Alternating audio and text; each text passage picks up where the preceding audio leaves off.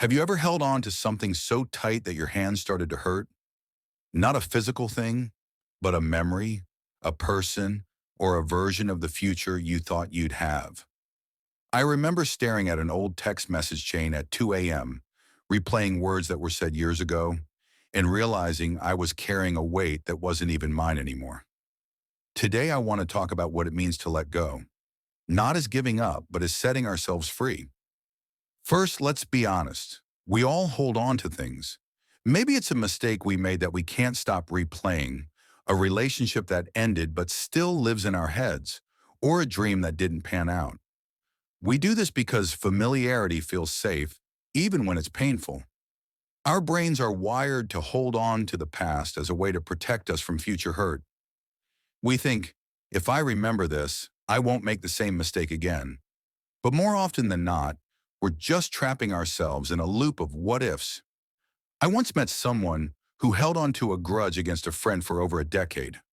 When I asked why, they said, "They hurt me. I don't want to let them get away with it." But the truth was, the friend had long moved on. The only person still suffering was him. Here's a secret. Letting go isn't the same as moving on in the way we see in movies. It doesn't mean erasing the past or pretending it never happened. It means changing our relationship with it. Think of it like holding a glass of water. If you hold it for a minute, it's fine. For an hour, your arm starts to ache. For a day, it's unbearable. The water doesn't get heavier, your grip does. Letting go doesn't mean you throw the glass away. It means you set it down so your arm can rest. You can still cherish the good memories. You can still learn from the hard ones, but you stop letting them control your present. So how do we actually do it?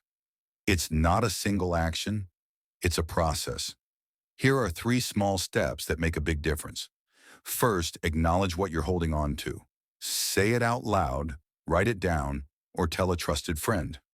When we name our pain, it loses some of its power. I once wrote a letter to someone who had hurt me. I never sent it, but just putting the words on paper made me realize how much I'd been carrying. Second, practice self-compassion. Letting go is hard. You'll have days when you fall back into old patterns, and that's okay. Be as kind to yourself as you'd be to a friend who's struggling. Third, focus on what you can control. We can't change the past. We can't control other people's actions, but we can control how we respond. Ask yourself, is holding on to this helping me grow, or is it keeping me stuck? If the answer is stuck, it's time to set it down. If you truly want to let go of something today, comment, "I let go the things that I can't control."